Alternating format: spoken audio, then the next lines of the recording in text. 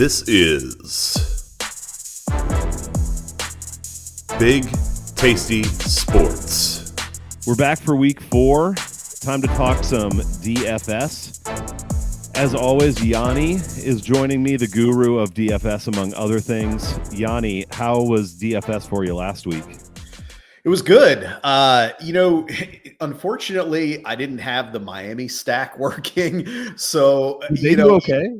I think if you had that, you were probably all right. So, obviously if you didn't have that, you were kind of out of the big money, but beyond that, things went really well. So it was another pretty productive week overall. It's awesome. I can't imagine there were too many people who had the Mostert A-Chain double stack, though. It's an outlier. So if they did, they won the $1 million prize in the Millie Maker there. And good job to them. Yeah. Yep. And JJ is back off the street tonight, joining us to talk some DFS. JJ, how's NFL been treating you? And maybe how are you feeling about the MLB playoffs real quick here too? I mean, I like this whole, more excitement in the playoffs sort of thing. I mean, it's been a pretty exciting season with the Steels. I mean, right, with the Steels. And I think there's just been a whole new energy in the game. And to see that where you already have kind of energy in the postseason, especially with a team like the Phillies, who is just very much, breeds off that energy, and, like a Seattle that has that young energy too. I think it should be pretty exciting as far as football goes. Been doing fine, mostly because of Yanni's props last week, but DFS has been good. I think some of these stars of the week have been pretty solid. So thanks for having me back. It's been we talked fantasy football draft a while back. I was in the hotel and yes, my wife passionately called me the man off the streets for NFL advice, which means listen to the other two. Well, man, it's always awesome to have you here. It's fun to hang out. And first of all, do go follow at the Bet Crushers at Yanni_bet. Also bookmark betcrushers.com. I'm sure JJ will have some baseball playoff content. I'm putting that on him. So JJ, if you weren't already planning on it, now you have to do it. Maybe. And Yanni's got a lot of football content coming out right now. So make sure you go and do that. Also, like the video, subscribe to the channel, and you can check out bigtastysports.com as well, as I have a good bit of stuff on the blog and different things there. So let's get into talking DFS for this week. As always, we are going to go through the different positions tier by tier, and we'll talk stacks and whatever the hell else we want to as we go. So we're going to start with quarterback and 75. Did I say 77,000 and up, not 7,500? I don't even know my own tiers. So what are we doing here? We're going to start with 7,000 and up. Yanni, are there guys that you like enough to really make a point to roster them 7,000 and up this week? Not really. And it's not because I don't think you're going to get some good performance. I think that, obviously I can tell you the guys I would be rostering. Obviously Josh Allen at the top. I mean, he has performed very well against the Dolphins in his career, very well against Vic Fangio led defenses in his career. So I think that, he's due obviously for a big game. I think Tua obviously is pretty much a must start no matter what the matchup at this point. You could potentially look at him.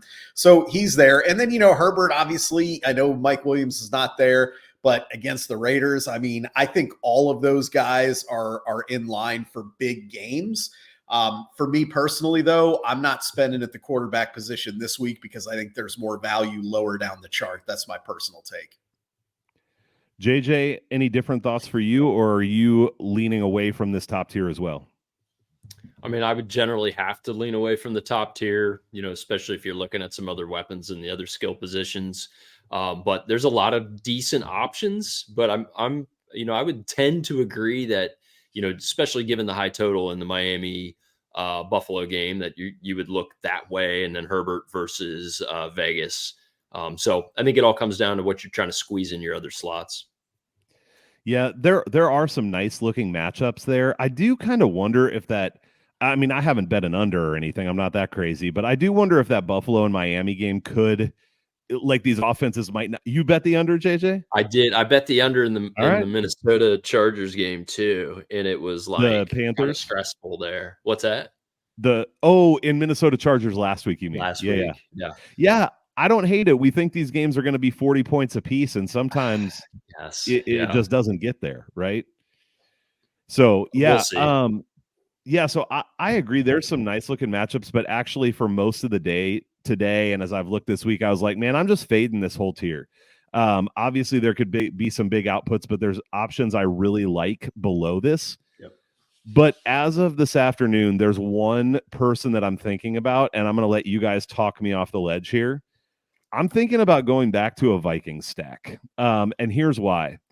Minnesota, by a lot of offensive metrics that are out there, if you follow Sportfolio Kings, they have some interesting stuff on this, has been one of the top offenses in the league, but they just find a way to screw it up every single week, whether it's turnovers, stupid plays, penalties, Kirk Cousins being a little boy who can't spike a ball without the coach telling him to, whatever it is, they find ways to screw it up. But they're going against a Panthers defense that's been solid but is banged up now. And if you look at the pass rush there, yes, they still have Brian Burns, but I think that defense is going to be a little bit softer than it's been. And Bryce Young looks like he's going to play, which I think is a good thing for Minnesota. I'd rather have him in than Andy Dalton. So I think they're going to get the ball a lot. And being 0-3, I just think they keep the pedal down here. And so I'm interested in potentially playing a Vikings stack. Yanni, what do you think about that? Am I just being a homer? No, there's two things. Number one, I think obviously you're looking for some sort of edge against the field. And I don't think that many people will be looking that direction. So I think the percentage of ownership on, say, a Kirk Cousins stack is probably going to be lower than, let's say, a Herbert or maybe the Bills, Dolphins, that kind of a thing. So I think if those players do perform, you probably have an instant edge on a lot of people in a contest. So I think you're right. And obviously you mentioned the matchup there with the Panthers injuries and that kind of a thing. But to me, Cousins is a lot like Tua in the sense that he's kind of like a must start. He's, like you said, they may not be winning, but Cousins is putting up big numbers as he has. And I think, again, is there any reason when you wouldn't start Cousins or Tua? I can't really, even if they're playing a good defense, I think you could potentially start them. So I don't hate the idea at all. All right. Well, that makes me feel a little better. JJ, you all right with me doing a Viking stack this week? Yeah, absolutely. Last week, 2 of my 3 entries had Kirk as QB and JJ as wide receiver in one of those 2. And the one that had both of them with 0 Dolphins got me, more than doubled my entry on that one. So yeah, clearly makes a ton of sense. Odd to think that these guys may be overlooked this week, but they may. Yeah, we'll maybe talk more about this later, but just in case we don't, I will say if I am going to stack them up, just looking at the defensive matchups, I'm interested in not including Hawkinson this week because I think their coverage is a little stronger in the middle of the field, actually. And I think on the outside, Jefferson, potentially Addison are going to have bigger advantages. So that's the way I'm looking there. If we don't get back to the Vikings, that's kind of where I'm at. Let's drop down now quarterbacks to 5,500 and up, that 5,500 to 7,000. And this is an interesting range, I think. Yanni, why don't you kick us off here? I know that you have one of your best plays for the week is in this range, but overall, what do you like here? Yeah, I'm not going to do it because you guys know my feelings, but I really think Justin Fields is in play this week, first of all. I think if you want to roll the dice, this would probably be the game to do it. Could fall flat, but, it's potentially worth the risk. I'm not personally doing it. Who I really like, my 2 favorite plays this week at quarterback are in this slot here. Brock Purdy, first of all, I think he has proven at this point he's as consistent as it gets. I don't know that we're going to see a 400-yard, 5-touchdown performance from Purdy. That's not really who he is or what they ask him to be. But at this point, he's a consistent 250 multiple touchdown kind of guy. And I think when you look at this, he's got a pretty good matchup here. Now, I will preface this with saying Deebo Samuel hasn't practiced this week. Ayuk's still a little banged up, so I think you want to monitor that. But assuming those guys go, I think you can absolutely put him in. Really, for me, it's about value. And I think he's at 5,900. And he's kind of putting up numbers just a tick below those key guys at the top. So when you look at saving, a couple $1,000s there or more based on the production you're getting in this matchup, I think that he's a good play. So he's someone I definitely have pegged, that I've got some lineups with. And then the other The other one that I really like this week is Matthew Stafford. I think that, we've seen, and I know obviously that offensive line is banged up. They looked horrible. The Bengals ate them for lunch. But I think when you look at their matchup with the Colts are a little better geared at stopping the run, not so much getting after the quarterback. So I think that he'll have a little bit better reprieve with that. I don't think he'll be quite as shaky as he was in the second half of that Bengals game. And when you look, Stafford has actually been playing really well. I mean, he really has. So if they can give him any kind of time, he's making guys like, I don't think maybe JJ has, because he's he's a Lions fan. I don't think people give Stafford enough credit for how good of a player he is. Ever have. No. And it's one thing. It's like, well, maybe Calvin Johnson made him. Well, guess what? Tutu Atwell isn't making Matthew Stafford. It's the other way around. So, What but about he's Buka? that's my point. He's making these guys that most people are like, do we even want to draft this guy?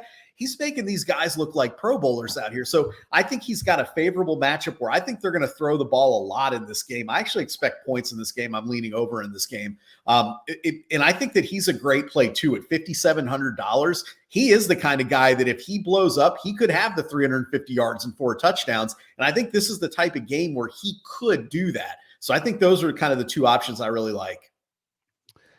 Yeah, Adam Levitan on Establish the Run calls Matthew Stafford the receiver kingmaker. And It's kind of exactly to your same point of like everywhere he goes, he makes some receiver great. So great point on that.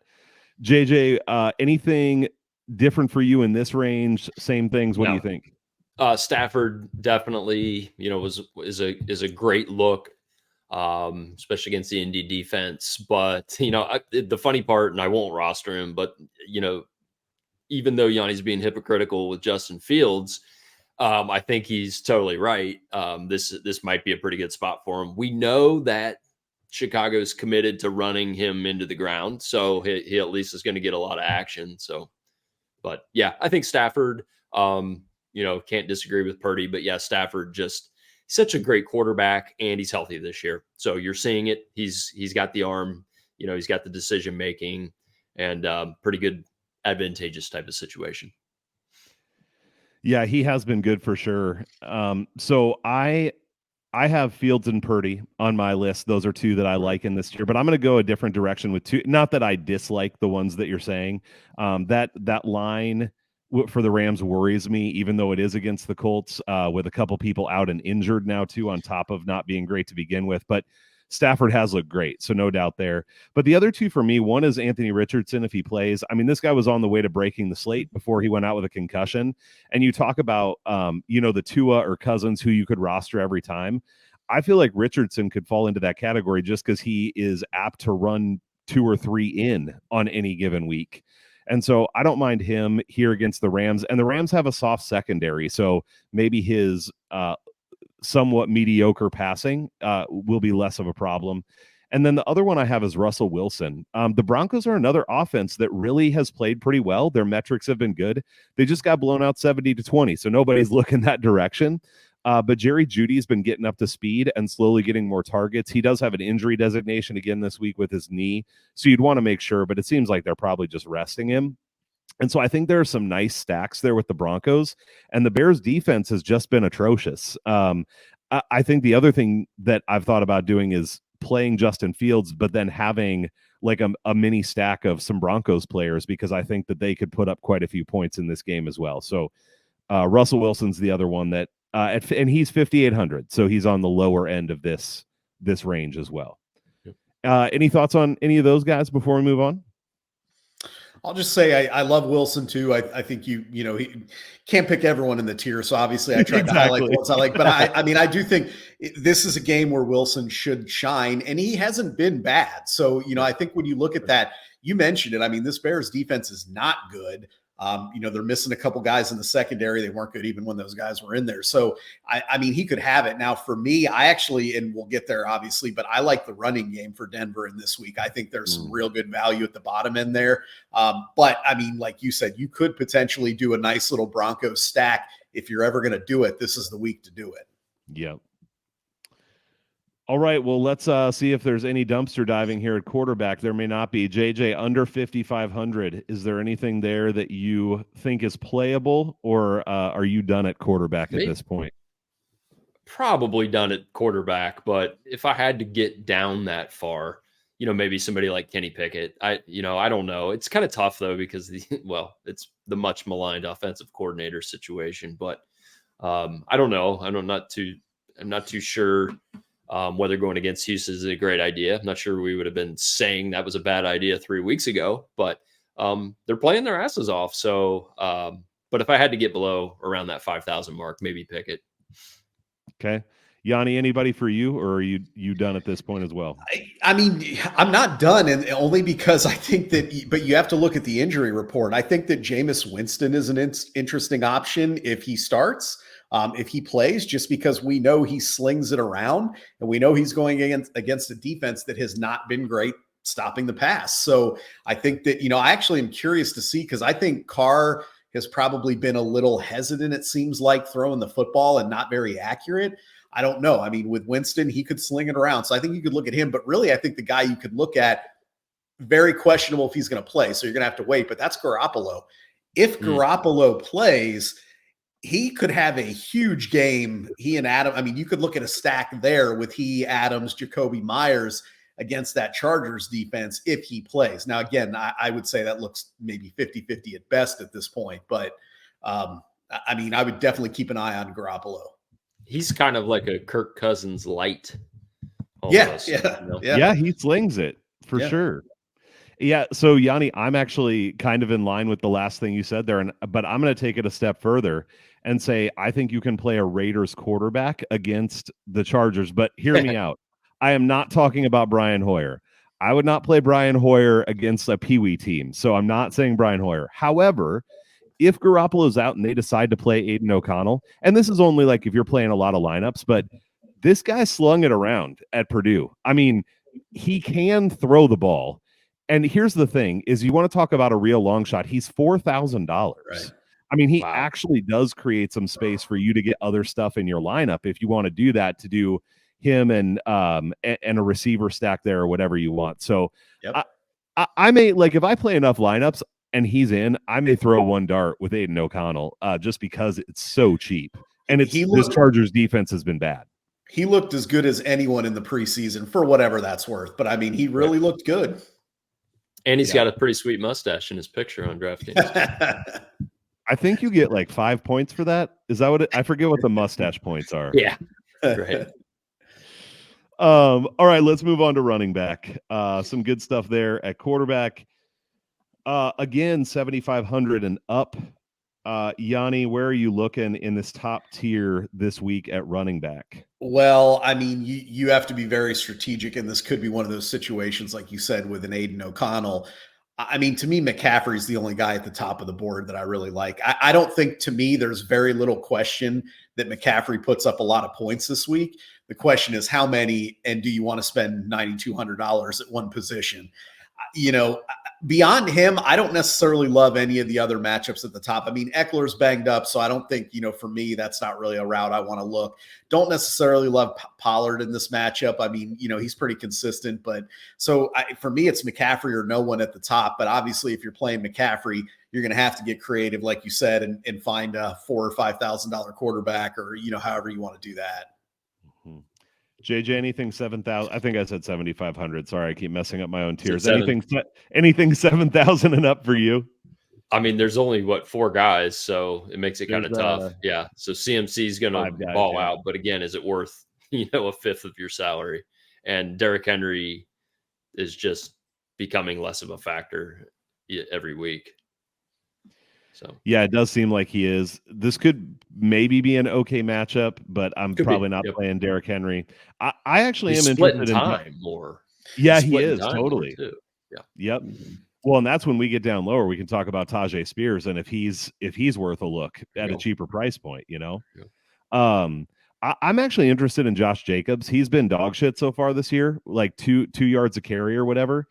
But also he held out for the whole preseason. He's just getting back into it, and he was dominant at times last year. And now their offensive line sucks.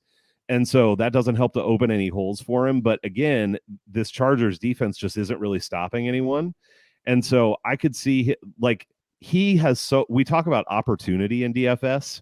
He's got opportunity in spades. I mean, he's like the only person they hand the ball to.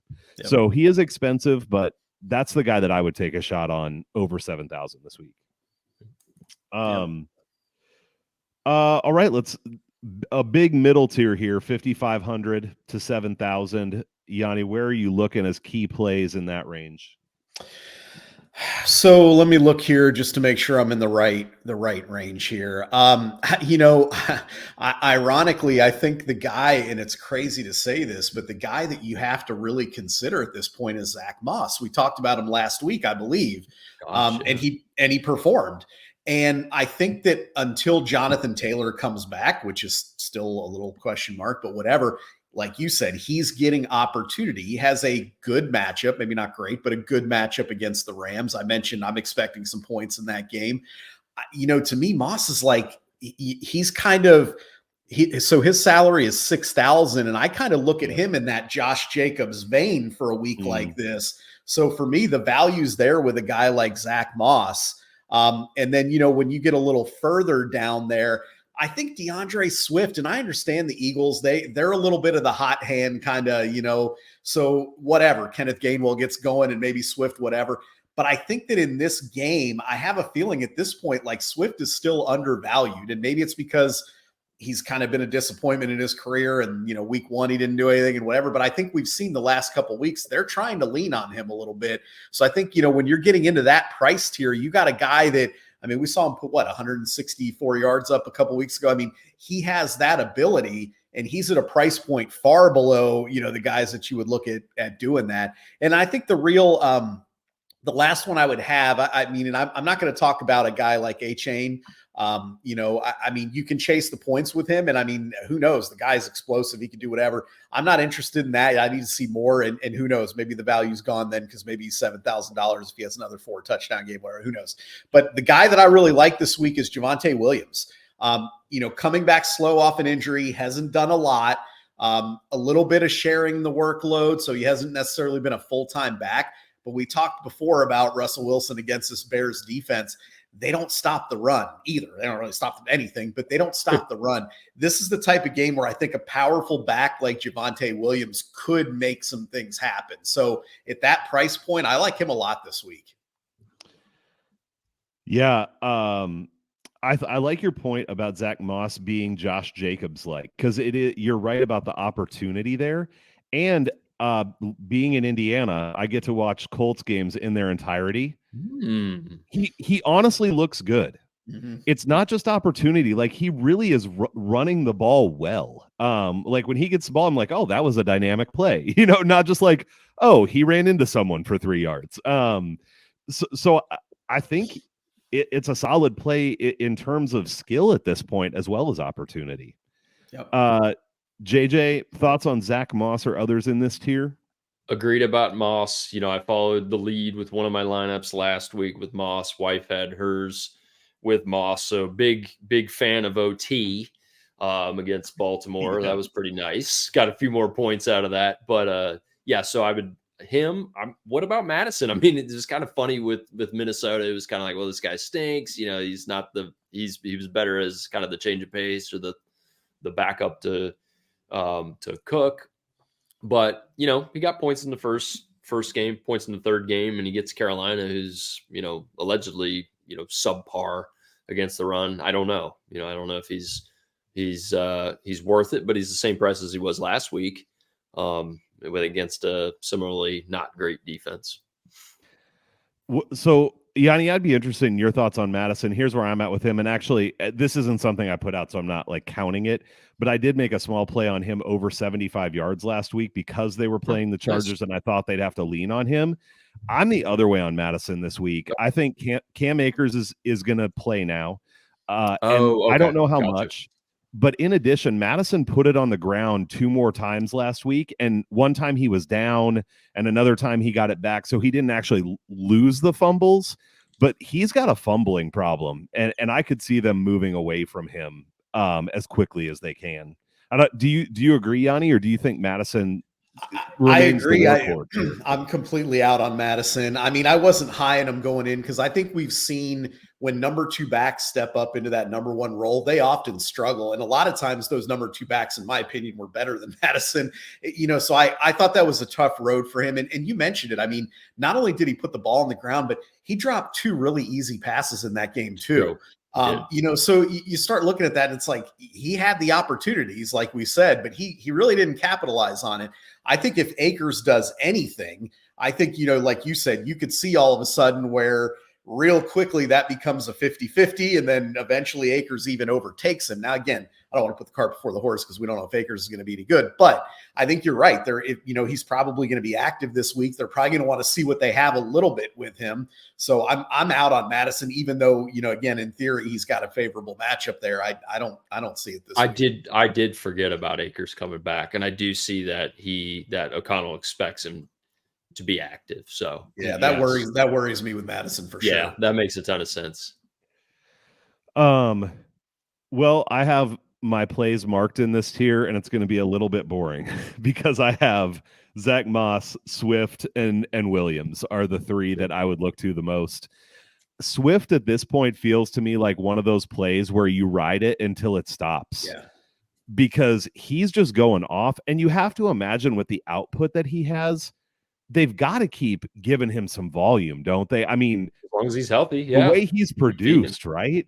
Even as they get guys healthy. He's so much more talented than Kenneth Gainwell. I mean, obviously Boston Scott. Yeah. I know they love to give these guys the ball, but it's like I mean, I'm sorry, like I'm not going to sit here and criticize what the Lions are doing because they're obviously doing some good things. But I just don't understand how you didn't play this guy and how he was in the doghouse and you let him go for nothing. I don't know, man. I think Swift has unique talent and ability that not many running backs in the league have. Yeah. Yeah, he looked really good. It was fun to watch him. So yeah, agreed. I always liked that guy. Yeah. Well, this is kind of good. It feels like we're kind of on some of the same plays here in this range, which narrows it down, which is nice. Well, we got plenty of options going lower at both running back and receiver. So let's look down at that bottom tier. JJ, are there things you like as you look below $5,500 at running back? These guys never look good to me. That's the problem. They seem less good than the guys at the top somehow. Yeah, I know. Like, I don't know what it is. Yeah, exactly. I feel I mean, we kind of talked about it a little bit earlier, which was, is Spears going to get a little more and more share, against a, not terrible, matchup against the Bengals. I mean, their rushing defense, I think, is one of the worst, although, it's been 3 games, but nonetheless, I mean, you have to expect more of the same. So I don't know. I mean, he might be something to kind of squeeze in on some of that the carry share there against a bad defense. Otherwise, I don't know. I struggle with this group. Yeah. Yanni, how about you? Yeah, there's not a ton. I mean, I think there's a couple guys you could look at. I mean, Dameon Pierce, I think, is an option against that Pittsburgh defense. He's at 5,100. I think Jaylen Warren on the other side, he seems to be kind of taking a little bit more from Najee Harris every week. And I mean, he's productive when he gets opportunities. We talked about Cam Akers, although I don't think you can play him at this point. I think you got to see, what you're at with personally. But I think that the 2 guys you can look at are the Bears running backs, Rashawn Johnson and Khalil Herbert. The challenge you have there is they're kind of in a split timeshare at this point. So it's hard to know who's going to get more work, who could get the end zone work, that kind of a thing. But we saw that Denver defense get gashed. Do I expect a better performance from them? Yes. Do I expect a good performance from them? Not necessarily. So I think, again, in this game, both of those guys are in the 4,000 range. I think Herbert was like 4,700 maybe, and I think Johnson's like 4,900. And I think you're right that Herbert's 47. Yeah. Yeah. So, I mean, you're under 5,000. I feel like both of those guys will get some touches, get some yards.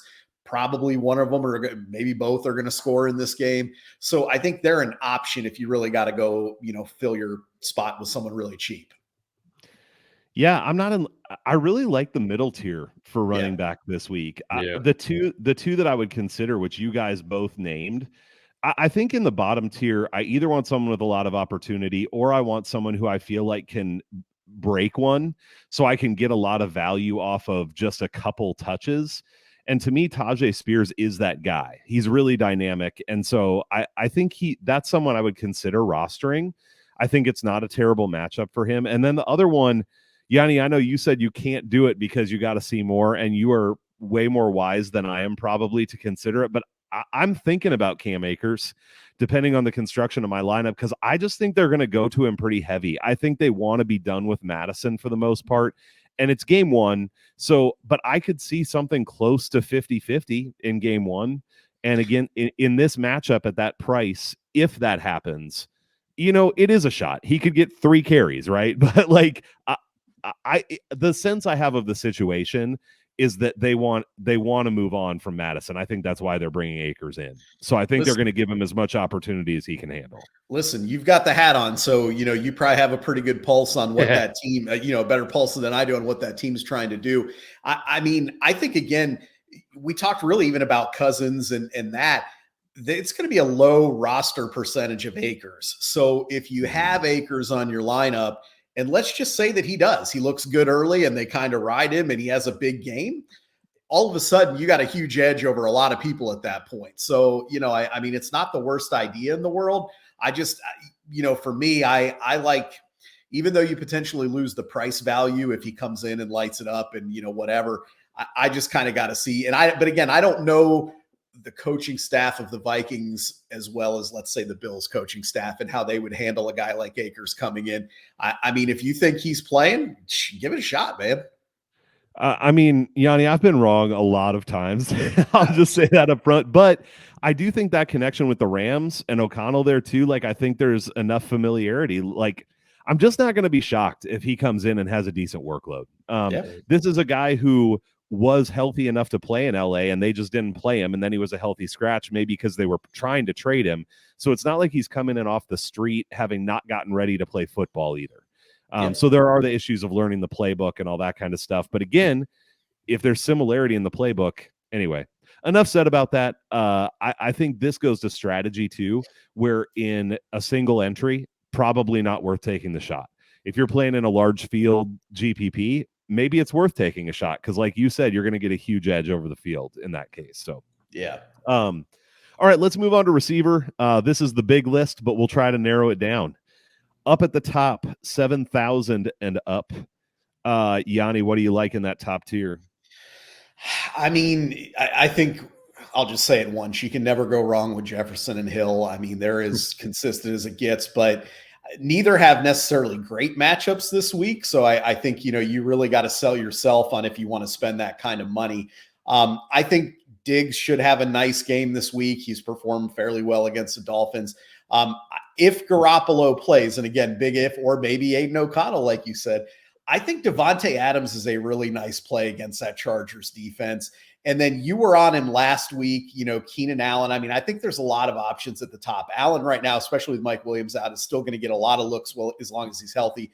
But I will say the guy that I really have at the top that I think I'm probably playing this week, Jamar Chase. And he looked awful for 2.5 quarters of football. 2.5 games of football. And then all of a sudden it was like he and Burrow kind of, it's like they got it figured out a little bit. And sometimes that's all it takes is, a little something to get going. So he's got, I think, a pretty good matchup against a banged up defense, banged up secondary there. I think Chase has a big game this week. JJ, some good options there that Yanni pointed out. Are there ones that you prefer in this top tier? I was curious about Chase and, how this was going to unfold. It's, I'm not sure, but given, Yanni's perspective on that, that's not bad for 7,800. I mean, that's like a whole other class below, like you just said, that duo of Jefferson Hill, where it's hard to go wrong with. But I also second the whole Devontae thought was don't forget about him just because of this question with quarterback. Now, granted, who the quarterback is does matter. So it's somewhat of a wait and see, but for over $1,000 less than Jefferson and Hill, he's got production. And if it is Garoppolo, I mean, we kind of saw there was a little bit of a connection there with those guys. So you certainly have to appreciate that. Yeah, I agree, JJ. I think that connection has been really good, and it's the consolidation of opportunity too, right? I mean, it's basically him Yes. and Jacoby Myers and And Josh Myers. Jacobs. Yep. So yeah, I want to actually talk about Chase a little bit more, but I will just say, so I had Jefferson marked, especially if I was going to stack the Vikings. That's probably the main way I would use him. And then Adams and Keenan Allen were the other two that I had marked. The volume Keenan Allen is getting is so high, and this is another good matchup. So I think he's a great play. The Jamar Chase, Yanni, does Joe Burrow's injury affect how you think about playing him at all? Or is it just like, hey, we're getting him for 7,800 because of all these factors, so it's worth taking the shot? That's kind of where I'm at. And again, I think obviously if we saw nothing from Chase, I think you'd be saying, okay, there's some problems there, and there still could be. So there's definitely some risk with this one. But again, you wonder if that was just enough of a spark to kind of get those two on the same page, get that offense going. And, also, again, I think it's a favorable passing matchup for them, against that defense. Yeah. Yeah. And that makes sense. And whether they got turned on to something there in the second half with moving him around on the field, or whether they even need to get that complicated, against Tennessee as much. But, it's a work in progress. Again, I think, probably being a fan of the Bengals, I try not to get too, polluted that way when I'm, evaluating value. But again, the value is there from a dollars and cents if your thesis is, the Bengals, are kind of getting into that groove, if you will. But yeah, well, and what do we know about their opponent? They stopped the run. We've talked about that before. You have no choice but to throw the football against them. So again, potentially more opportunities by default there. Yeah. This is, that connection with Cincinnati, and we'll get to Higgins as well, but it's like they've proven it over a longer period of time too, right? So there's been a couple bad games to start the season, and Burrow's injury, I do think, is a concern worth considering. But I also do think you're not getting Jamar Chase for 7,800 if some of this stuff isn't going on. So he's a guy that has the ability to get those slate breaking performances, and you're getting a huge discount. So and a lot that of makes sense to me. Yeah, and a lot of looks for sure. All right, well, let's talk this middle tier. And one of the things I'm interested in here, because as I was looking at the middle tier, a lot of what I thought was it kind of depends on who I'm stacking. Like, I think there's a lot of guys in here that I like, but it just depends who I'm playing them with. And so we may get into some of that when we try to build a couple lineups at the end. But maybe the question I would ask is, are there guys in here that you're actually saying, hey, if I can, I'd like to work these guys into a lineup because I like their situation this week, understanding that it's dependent too on who you're trying to pair them with. Are there guys like that for you in this middle tier of 5,500 to 7,000, Yanni? There are. Obviously, I think you can look at the top and look at some of the bigger name guys that have been playing well, Mike Evans, whatever. But I'm going to go a little bit further down there. I think a guy this week, and he showed out last week, is Amari Cooper. He plays well at home. We saw Watson throw the ball a little bit better. He's playing against a banged up secondary. I think he's a guy at 6,100 that's definitely, playable there. And then I think you can drop down a little bit further and you can get to kind of it sounds crazy to say, but that Tutu Atwell, Jacoby Myers level there. Again, Myers dependent potentially on quarterback play. And again, stack, same thing with Atwell.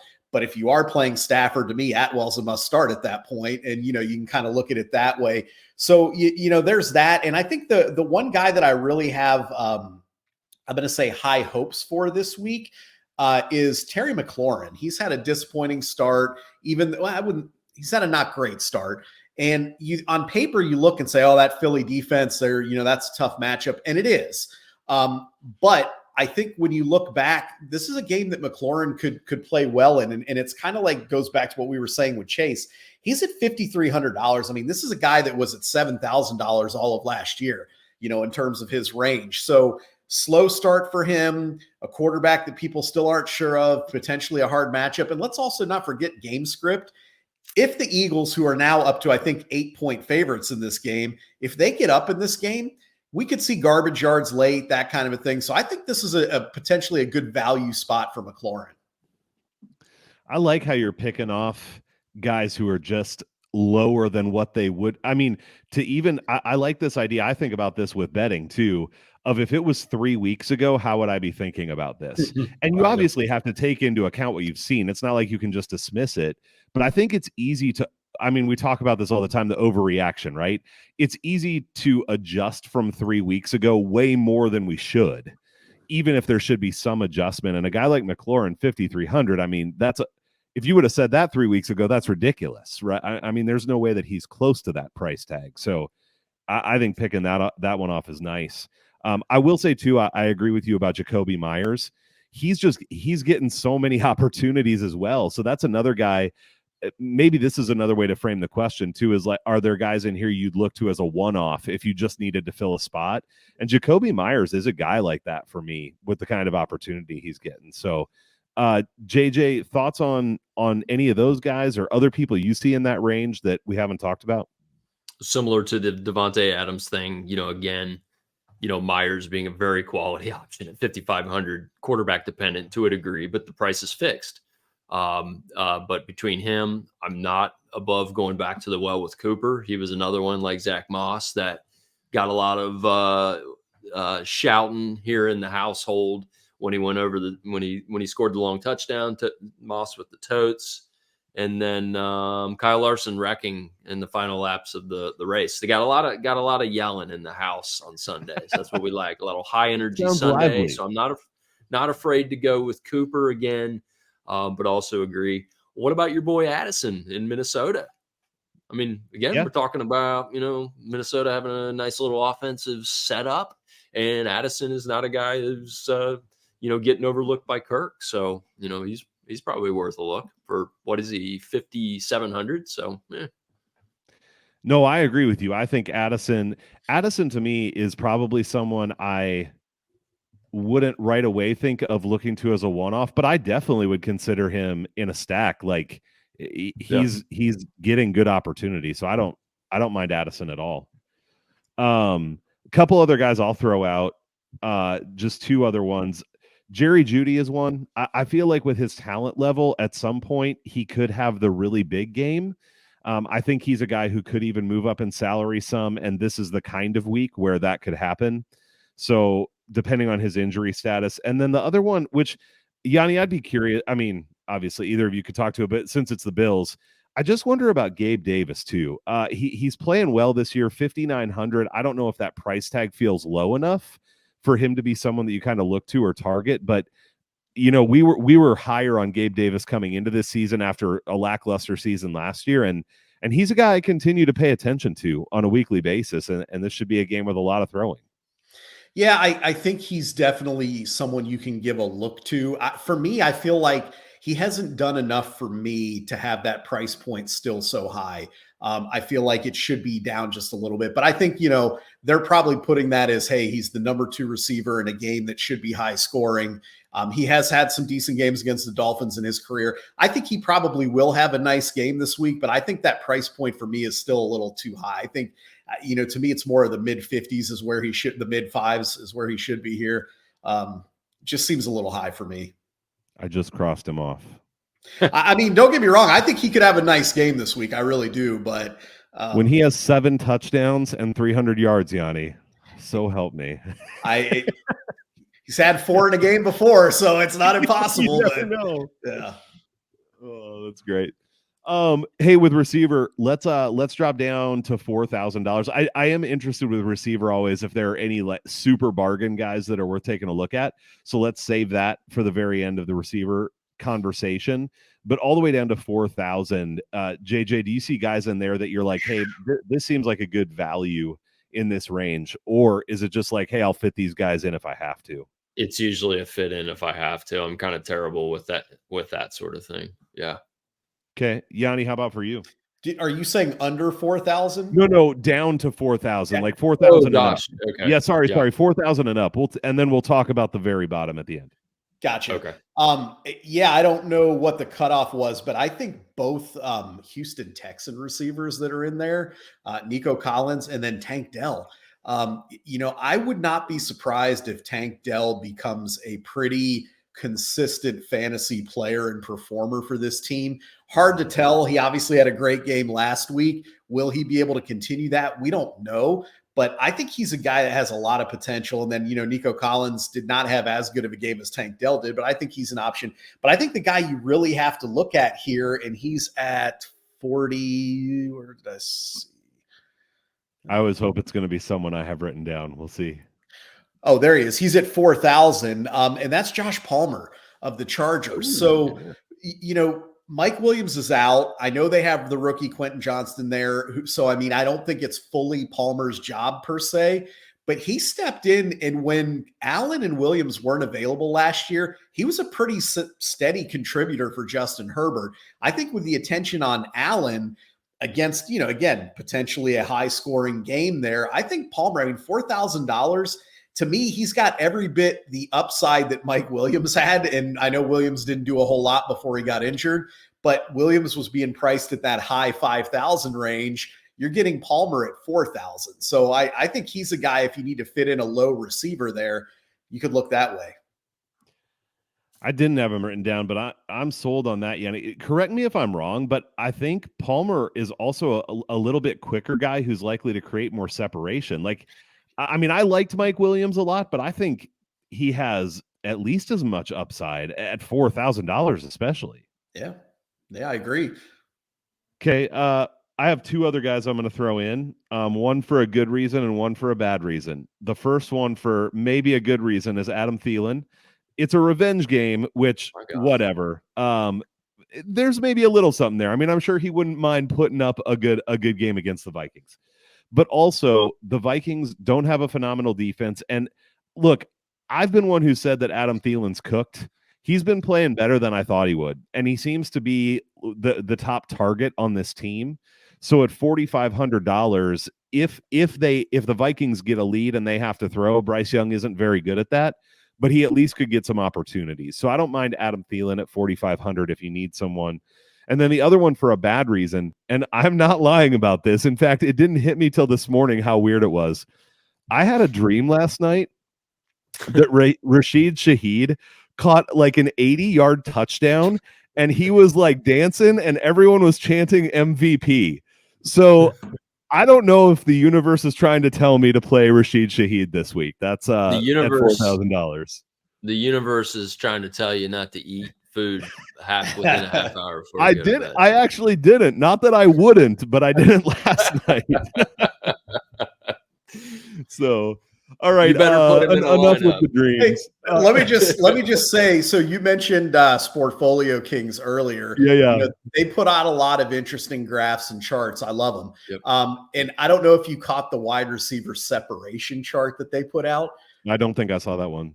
Number one by a mile, Rashid Shaheed. Boom. Better than Tyreek Hill, better than Justin Jefferson, whatever. So the ability is clearly there for Shaheed.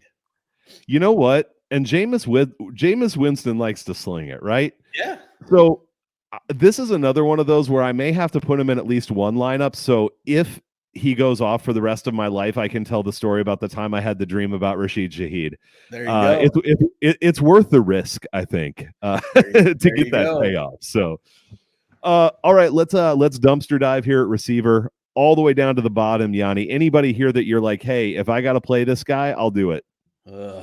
Not really. I'll just give you a few names. I think Marvin Mims Jr. for Denver, especially if Judy doesn't go. And I think Judy is going to go. So that obviously makes him a lot less interesting. If for whatever reason Judy doesn't go, I think he's a guy. He's very explosive. He's made plays when he's had opportunities there.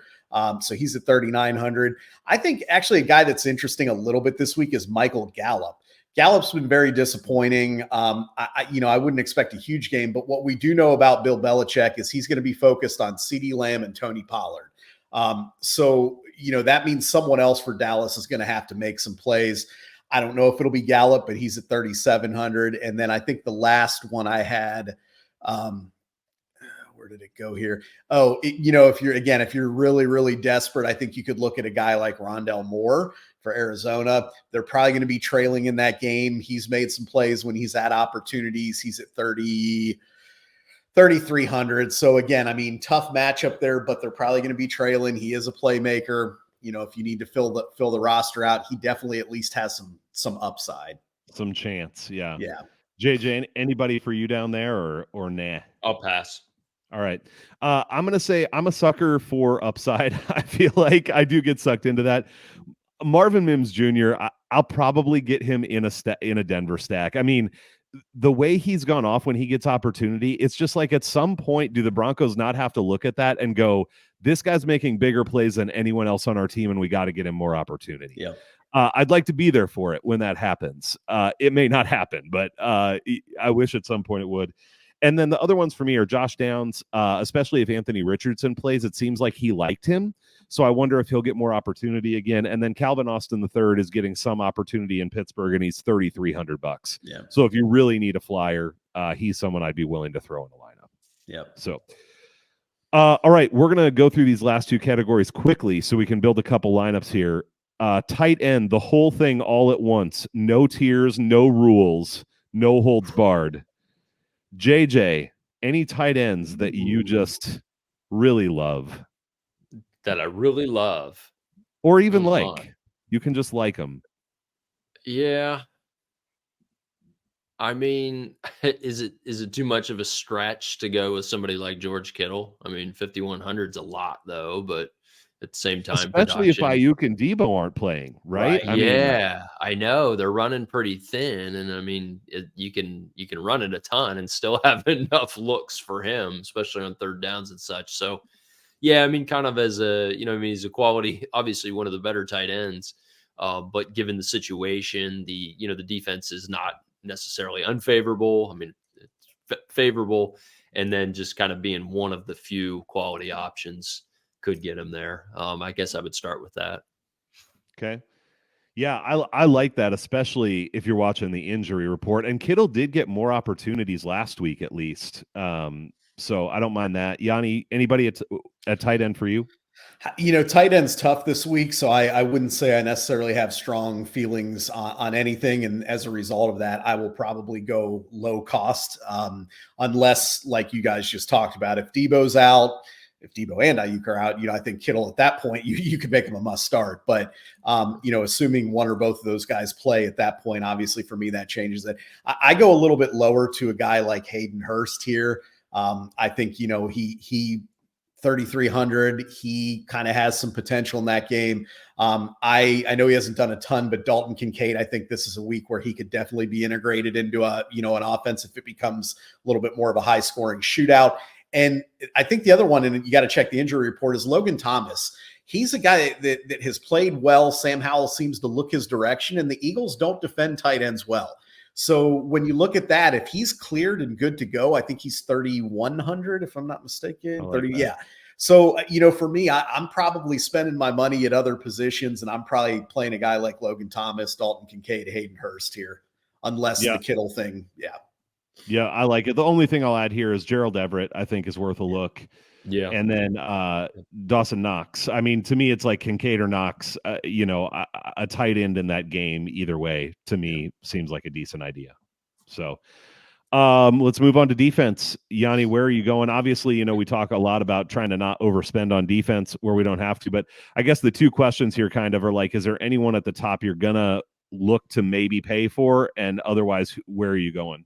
Near the bottom. No, I'm not paying up this week because I think there is insane value right now on the Cleveland Browns defense.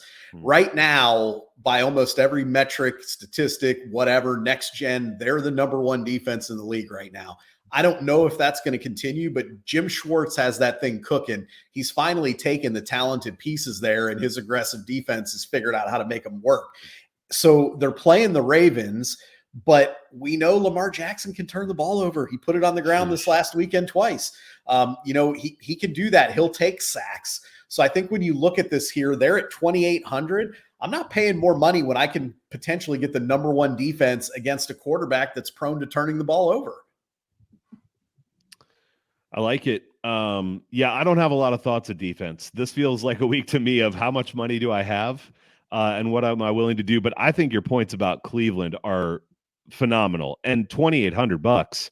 You're right. I mean, Indy's right above them, right? Which maybe Indy's matchup is okay against that offensive line of the Rams, but they're not in the same class in terms of the kind of defense that they are. So no, not at all. And you're right. I mean, Lamar, I forget which game it was, the first game of the season or second game of the season. And I just recall the announcer saying how irresponsible he is with the ball. I mean, it's so dynamic, but that's the downside to his game is the ball security part. So you start thinking about, okay, even if they give up points, you're getting 2 points for a turnover, sacks are a possibility, that sort of thing. You really kind of have a decent floor, if you will. Despite formidable offense, but for $2,800, come on, he's right there with the Bears. $100 more than the Bears. It's kind of crazy, isn't it? It's crazy. Yeah, it makes. They're too crazy. afraid of the Ravens, I guess. With playmakers. Yeah, right, yep. right. So one other thing I did have written down, I just remembered. I won't probably make a point to pay up, but I do think if I was going to look nearer the top, Philly is a place I'd look. Sam Howell is holding the ball a long time. He has like one of the highest sack rates in the league. I don't expect him to have 4 more interceptions this week, like last week, but I think Philly's the best of those top tier defenses to me in terms of I would matchup. agree with that. Yep.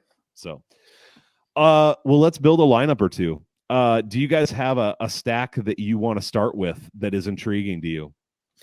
I'd love to do the Raiders, but there's two. We can't do it yet. So I mean, I'm open to. It's the same with the 49ers. Like with those injuries, it's hard to plan it out. All right, how about this? You guys indulge me, and let's do the Kirk Cousins stack. Yes, let's do it. Man. All right. So I would assume we're going to go Jefferson. Yes, if we're. I mean, you could go away from him, but to your point, Yanni, I feel like we're getting different just by playing the Vikings. Yeah, I think obviously you're going to have to pick. If you do Jefferson, you're probably not going to be able to do Hawkinson, which if you think, to your point, if you think this is not a Hawkinson game, then yeah, I think you go with Jefferson. And if you can fit Addison and Osborne in, you go that route. All right, we'll see if we have room for one of them. What do you guys think about bringing it back with Thielen? Yes, or are you not on board with that play? Or should we see who else we can fit in? I'll be honest. I like Thielen with Andy Dalton at quarterback. I don't know about Bryce Young. I can see that for sure. Is there anyone on Carolina you would put in there, or do you just fade Carolina completely? I can't get down with anyone on Carolina. Really, we'll do no Carolina. Well, let's do this then. So, I mean, obviously Jefferson's a high price player, and we'll see about fit it. We'll fit some other Viking in there. But is there like a secondary stack from another game that you would want to get to that potentially has some value? I mean, for me, since you have to go a little more economical, you could look at that Tutu Atwell, Puka Nacua, although I think it would make more sense to obviously stack them with Stafford. But I mean, you could look at that, and I guess let me look back here at some of the other names we had there. I mean, we did really like Zach Moss, I know, which isn't a stack, but that's a player that we liked. Yeah, I mean, all right, so let's just play. So I'll put Atwell and Nacua in there. And then maybe we do Moss on the other side of that game. Do you think like that's a way of stacking both sides of that Indy LA game? Sure. And we all liked him. And then the defense, let's just go ahead and plug Cleveland in, since that was a great call. Seems too good. They're down so low, I can't even find them. I know, it's crazy. It's insane. Oh, because I was on all. Okay. They really are so low. Why do I have to scroll so far? And then tight end. I think, man, we just go with something. Do you like Kincaid this week, Yanni, or what? I do. I mean, I like Logan Thomas better as long as we know he's going to play. I like that call, actually. But let's just go with it for now. Okay. Because that's easy to switch out if he ends up not playing. You can just go. You could go to Knox at 3,100, or if you have $100 extra dollars, you can go to Kincaid. So, and we'll need some cash. It says he practiced fully, so even though that doesn't mean he's cleared protocol, I mean it looks like he's trending to play. So, and it's not the type of injury where I mean he's either in or he's out. Right. It's not a right. They'll know basically in plenty of time. Sure. Yep. So we have a running back and flex left, and we have $4,600 per position. So we're definitely going to need at least one sort of bargain player. And that'll give us maybe a little breathing room to get to something else for the other position, which I mean, I think is probably a cheaper wide receiver. It feels like that's where you can get some value. So we talked about Mims at 3,900.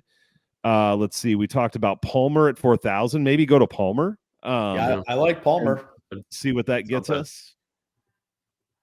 All right. And then we have 5,200 left for a running back. You can get Yanni's Kenneth Gainwell there. Yeah. He loves Kenneth Gainwell. I mean, so at this point, I feel like it's, I mean, I'm not excited about Gus Edwards this week. No. It would be, if we stay here, it would probably be Dameon Pierce, or you roll the dice with Cam Akers. And that's where you get another Viking. Your other option is you pay up a little bit. You know, I know we like Javonte Williams and even DeAndre Swift at 5,700. Yeah. You pay up there and you just roll the dice with a shitty defense at the bottom and hope that, you know, whatever. You know, that's an option too. All right. So let's do this.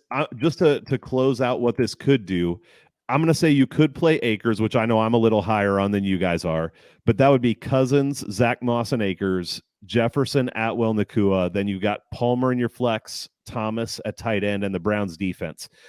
But to switch this up, here's the other thing I think you can do here to really get breathing room is go away from Jefferson and just get to other Vikings. And so I think you get rid of Jefferson, you go to Addison, and then we'll keep the Browns. And that would give us 9,100 for a running back. It almost gets us to McCaffrey. Wow.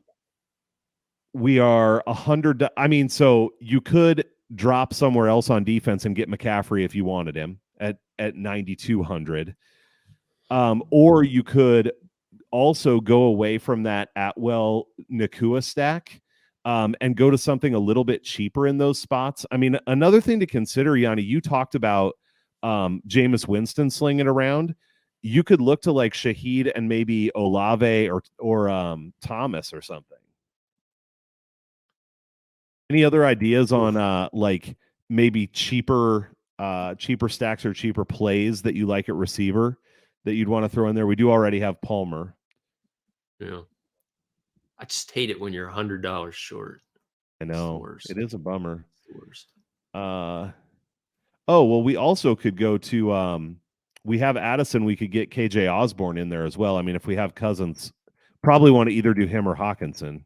Do you like Hawkinson this week? Oh, Yanni might be frozen. He is, or he's just super serious. Or he's very serious about Hawkinson. I don't know. Do you have any thoughts on Hawkinson, JJ? I don't. Yanni's coming back. I'm back. There he is. What do you think about Hawkinson? Like, he's hit or miss this week for me, and I think with his price tag, I probably avoid it. I mean, not to say he couldn't have a big game, but I think he's too pricey for the risk there. I actually had asked before I froze. I said, "What do you think about Osborne with Addison? You know, going that direction?" Yeah, I like it. I like that. So, yep. So I have, and we could take Zach Moss out too if you guys want to play with other things at running back. You know, we'll just finish building this out here. But so I have Cousins, Addison, Osborne. I still have Lance Thomas, Palmer, and the Browns. And Zach Moss is in there now, and we have 8,500 for a running back and a wide receiver, 8,500 each for a running back and wide receiver. So we have some serious money to play with there, where you could go up top, kind of with either one of those positions. Did you guys like Jacobs or not? Not really. I like Jacobs, just not at that price point personally. Okay. I think you're better off to go all the way up to McCaffrey if you're going to do that. Okay. That's my personal opinion. So we could definitely get like, if we wanted to go to Swift, which I think we all felt pretty good about, we could have any wide receiver we want at that point. Okay. I mean, do you think Diggs is a good one-off this week, Yanni, or would you go somewhere else? He should be, you know, Adams. Jamar Chase, too, you talked about. Chase is out there. I mean, obviously, I know Keenan Allen again is a possibility. So, I mean, there's a lot of good high-end receivers you can look at there. All right, how about this? So, if we go to Jamar Chase, man, this feels like a high upside lineup to me. You can then you can get to McCaffrey. in that other running back spot. You're so getting you've some got big names. Yeah. you got Cousins, Addison, Osborne is your Viking stack. Then you've got Jamar Chase rounding out the wide receivers. You have Zach Moss and Christian McCaffrey at running back, Lance Thomas at your tight end, Josh Palmer at your flex, and then the Browns D. I mean, that seems pretty solid to me. Sounds pretty strong. I mean, honestly, if you could just get the Vikings to have a big game and Jefferson to not suck up all the usage, you're in a great spot at that you'd be in a point. good spot. Yep. I like it. I like it too. Well, I'm assigning that lineup. Avoiding injuries, I've tried to play whatever lineup we come up with, so I'll probably keep that. I honestly really like the upside of that lineup, and a lot of times in DFS, it's like, hey, I need these couple things to go right to hit, right? And I think in this case, it's the Vikings and Jefferson not being the only guy that he's obviously going to get usage, but that he's not the only guy who does. Right. So, right. Yep. Awesome. All right. Well, thanks for talking through the DFS tonight. Thanks for making it so that 100% of my lineups will have the Cleveland defense. Hard to imagine it ain't going to work too badly, you know? That's where I'm at. I love it. Well, it's fun to talk with you guys and look forward to kicking some stuff around next week. Have a good night. Sounds good. Take care.